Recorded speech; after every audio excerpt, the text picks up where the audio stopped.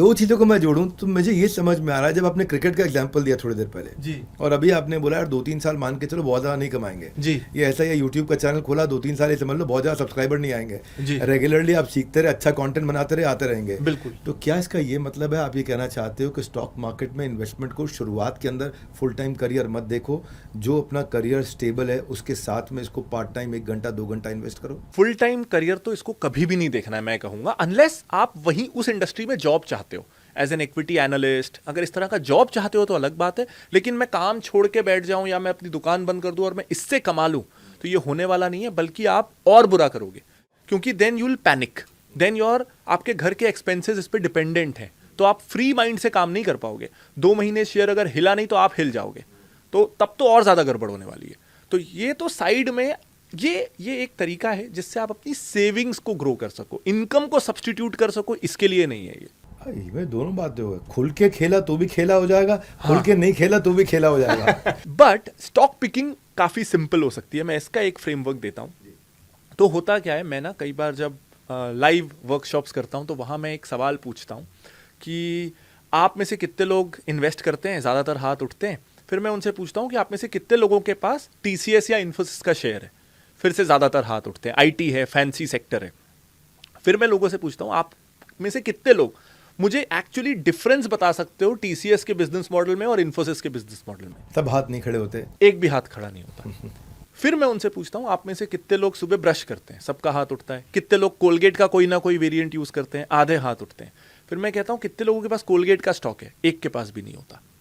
क्यों? क्योंकि बिगनर्स ना, हमें लगता है, सारे यंगस्टर्स के साथ ये होता है, हमें लगता है कि हम मार्केट में आ रहे हैं पैसा कमाने, लेकिन हमें पता ही नहीं चलता कब हमारा पर्पस बदल जाता है। हमारा पर्पस हो जाता है मार्केट में हीरो बनने का।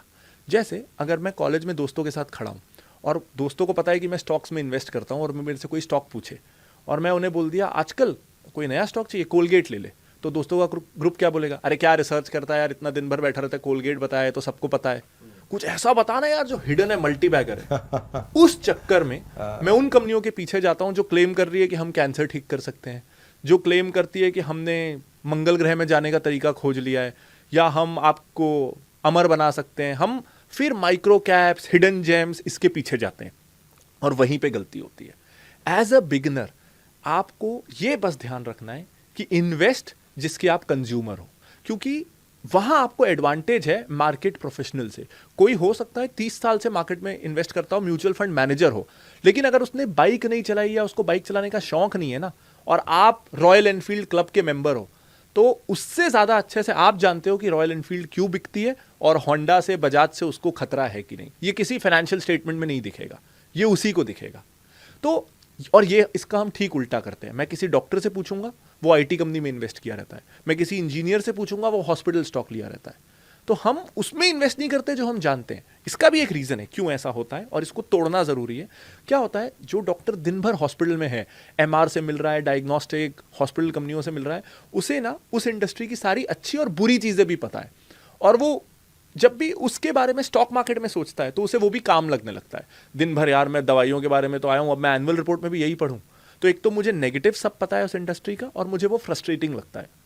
तो मैं स्टॉक मार्केट को एज एन एस्केप सोच के कहीं और निवेश करने की कोशिश करता हूं, क्योंकि वहां की बुराइयां मुझे पता नहीं है, वहां भी उतनी ही बुराइयां हैं लेकिन मुझे पता नहीं है।